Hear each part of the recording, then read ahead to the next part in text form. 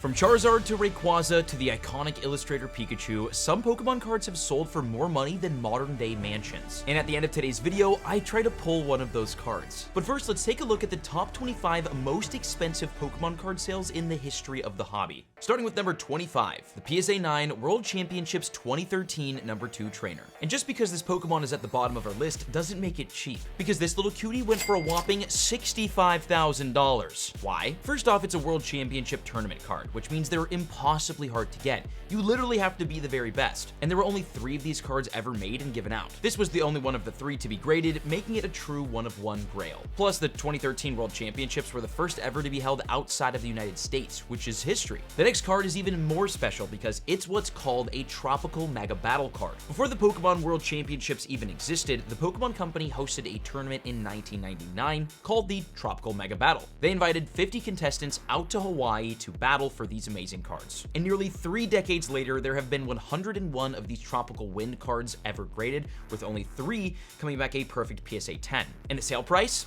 $65,100. There's actually a 2-way tie for 24th place at $65,100. The next card is the 2010 World Championship Master Key card, which was given out to 36 participants as part of a video game tournament. And it looks incredible. I mean, the art on this card is insane. One of these cards was graded by Beckett, which is a very prestigious grading service, and it received a 9.5, which is super high, hence the $65,100. It's no surprise that most of this list will be dominated by World Championship exclusive tournament cards. And our next one is the amazing PSA 9 World Championships 2012 number 1 trainer card, which is basically the card that was given to the winner of the entire 2012 World Championships competition. It's the only one of its kind to ever be graded, and it came back a PSA 9, which is really good, and sold for an insane $72,000, bro. It's more than most cards. Our next card is an extremely unique, rare, and cool one, the Snap Contest Squirtle card. Basically, way back in 1999, the Pokemon Company ran a competition using the Nintendo 64 Pokemon Snap game. Players would take snaps of Pokemon and submit them, then the Pokemon Company would select which pictures won, and the winning pictures got their own Pokemon cards. And the reason why they're so,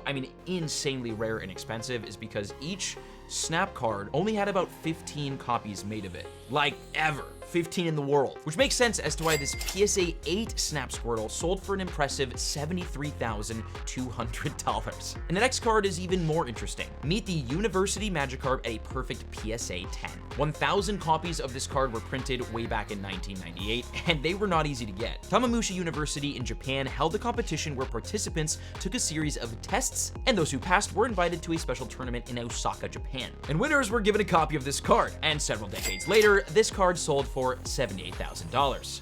Stay in school, kids. Another extremely exclusive card that's not a tournament promo card is the Umbreon Gold Star Play promo. Gold Star Pokemon cards, especially Umbreon, are all super expensive, but not expensive as this one, or as rare. This card was released in 2005 in Japan, and in order to qualify to get it, people had to be a part of the Pokemon Players Club and have at least 70,000 XP before the end of the 4th season. To put how difficult this was into perspective, players only received about 100 points, 100 XP for attending local events. So only the real grinders got this card, and the grind definitely paid off because the PSA 10 version of this card sold for over $78,000. Next, we have another Snap Contest card, but this time it's the Charmander. And there's actually 2 Charmander in this picture. One's like looking at the wall in the back. They're so cute. Just like the Squirtle, this card was created via a Pokemon Snap submission back in 1999, and it was picked as the winner of the Charmander contest, created into 15 cards. And this many years later, at a PSA 7, this Charmander sold for $79,300 at a 7.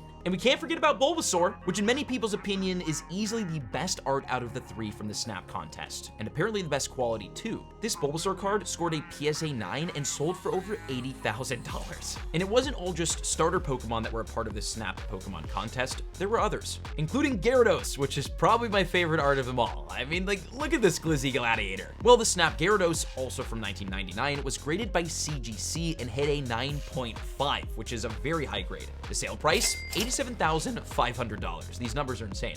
This is cardboard. Next, we break the $90,000 wall with another World Championship card, and in my opinion, one of the coolest. This is the PSA 10 World Championship 1999 Secret Super Battle number 1 trainer card. And the possibility that this thing even exists is like 0. The card was given out to each of the 7 regional champions at the end of the 1999 Pokemon World Championships in Tokyo. There was also suspiciously like 1 or 2 other cards, that just happened to make their way into circulation. So not sure how that happened. And out of all of the ones that were graded, 7 ended up with a PSA 10. And the most recent one sold for $90,000. And finally, we have our first waifu card here. I know some of you are excited about this. If you've been following along with the modern Pokemon card market recently, you'll know the Japanese female trainer cards have been quite the rage. Well, check this out. The perfect PSA 10 Extra Battle Day Lily card sold for a mind-boggling $108,000, which doesn't even make sense. So what's the deal with this card? The Extra Battle Day was a limited event originally planned to run in October and November in 2019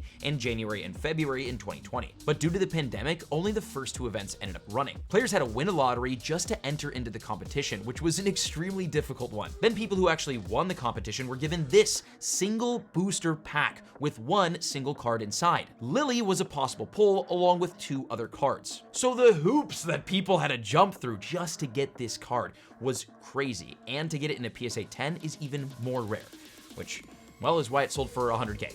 And back we go to the World Championship cards. This time, the PSA 9 World Championship 2006 number 2 trainer card. And it's crazy to me that the number 2 can fetch this much money. Like, how much is the number 1 worth? There were only 3 of these cards ever made, and they were handed out in 2006 at the tournament, with 1 grading a PSA 7 and 2 grading a PSA 9, which sold for $110,100.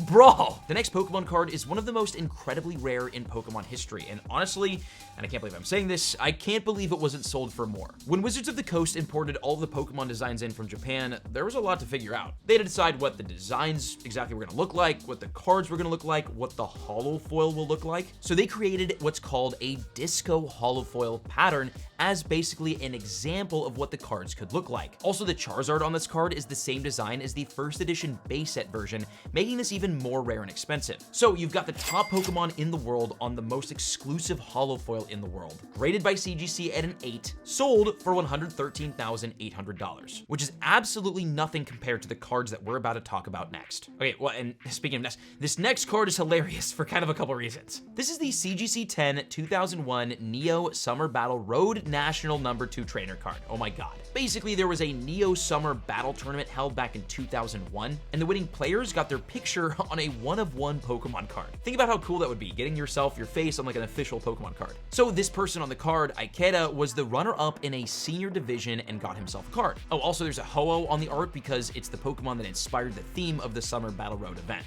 Well, this legend has his face stamped onto a card that has later sold for $132,000. If that doesn't go on your Tinder profile as a flex, I don't know what does. 1 year before this card tournament happened, an even more exclusive and elusive Pokemon card was released. In 2000, the Super Secret Battle event went down in Japan. And just like before, the top 3 winners got their faces printed on a 1-of-1 holographic official Pokemon card. This is the CGC 8 Toshiyuki Yamaguchi number 2 trainer Super Secret card from 2000. And Heritage Auctions describes it as the rarest Holy Grail Pokemon card it has listed to date. Why?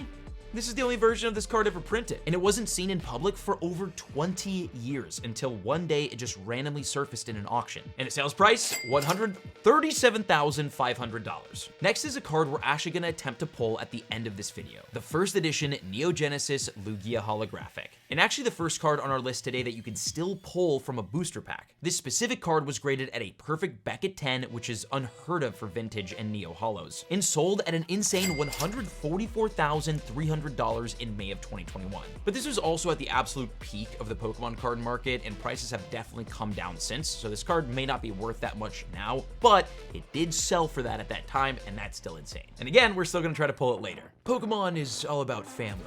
I don't have friends.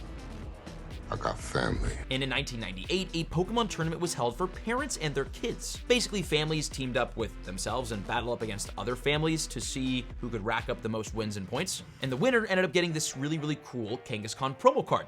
What a wholesome thing, right? Well, the winner could have bought their parent a whole house because the PSA 10 version of this Kangaskhan Holo sold for $150,100. This is what Vin Diesel has been trying to tell us about. The next card is a very confusing one. It's a Blastoise with a super cool art, but with a Magic the Gathering background. How did this happen? You see, Wizards of the Coast was the printing company responsible for bringing Pokemon to the English language, and they also made Magic the Gathering cards. So this Blastoise was a test card created to give visual proof of an English English Pokemon card. And I assume the back is a Magic the Gathering placeholder because they hadn't created the iconic Pokemon backing yet. Well, this CGC 6.5 card went up for auction and ended at a unreal $216,000. Guess what?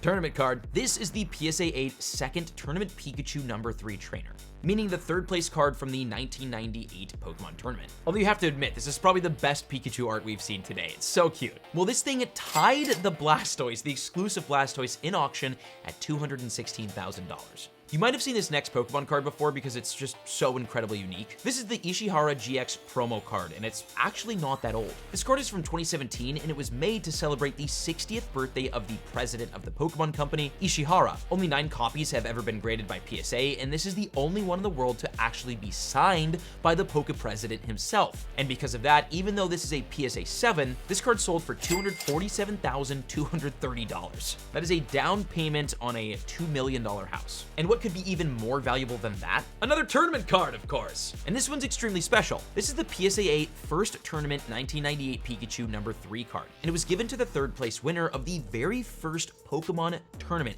ever held by the Pokemon Company in 1997, which is less than 1 year into the company's existence. This card will forever be a huge grail and one of the most iconic pieces of the franchise. And because of that, it sold for $300,000. These numbers are crazy, and they're about to get crazier. And the funny thing is, I feel like we haven't really seen that many Charizards in this list, especially considering it's like the god of Pokemon, especially in like modern sets. Well, here's a cool one. This is a signed Charizard, no symbol holo, rated at a perfect PSA 10. It's signed by Mitsuhiro Arita, which is the original artist of the iconic Charizard design and many other amazing designs. All of that combines together to create one of the rarest Charizard cards in the entire world, selling at $324,000. This next card I actually witnessed live on an auction site when it sold, which was wild because I didn't really understand what I was watching at the time. This is the 1998 Wizards of the Coast Blastoise presentation card. It was created in 1998 as a presentation piece by Wizards to convince Nintendo Japan to allow them to be the company to handle the English release of Pokemon cards, because there was like a couple of other companies jockeying to be the ones who launched Pokemon. Everybody wanted that piece. Nintendo would agree, and a year later, base set would be released in English. But what about this card? Well, only 2 were ever made, and this one was graded at a CGC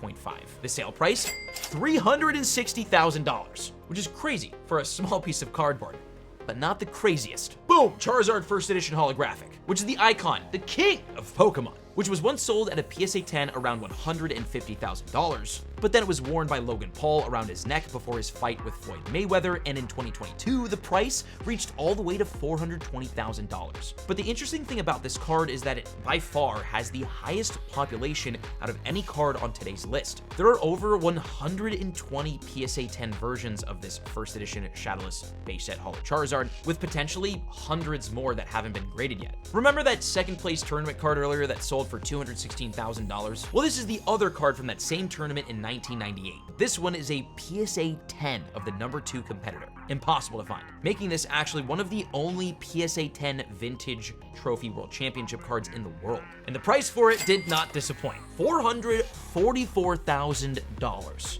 Congrats to the winner. Now we've got a card that I actually purchased when I was in Japan last year that is one of my favorite cards in my entire collection by far. This is the Topson Charizard Blue Black No Number. Now I don't think my copy is the same one as this one because of the no, I'll explain it. This card was printed back in 1997 before cards had their like original designs going, and this one has the much more rare No Number blue backing. The card that I purchased in Japan has a green backing, which is like the much less rare version of it. And obviously this card graded a perfect PSA 10, which is ridiculous, especially considering this card is from like 97. Think about that, having to like maintain its quality that long. One of the coolest Charizard and in general Pokemon cards in the entire world, and also one of the most expensive, selling at a mind-boggling $493,200. Sorry, $230, my bad.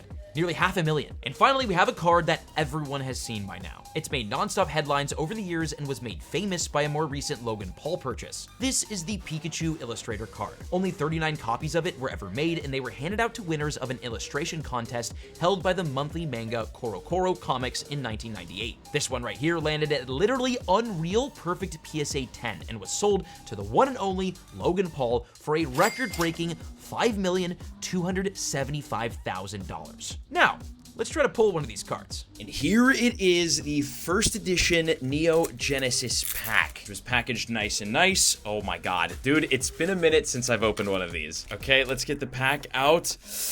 Let's freaking go. Inside here, as you can see on the pack art, which is the Lugia, can be the Lugia. And with this being one of the most expensive card sales in Pokemon card history, it is really exciting to get the opportunity to open up one of these. Okay, so we're gonna rip through the back. We have to be ultra careful here to not mess it up at all, because we could have one of the world's most expensive cards in here. Now, the Lugia I know isn't selling for, I mean, look how nice that was. 2 cards from the back to the front is what the card trick is.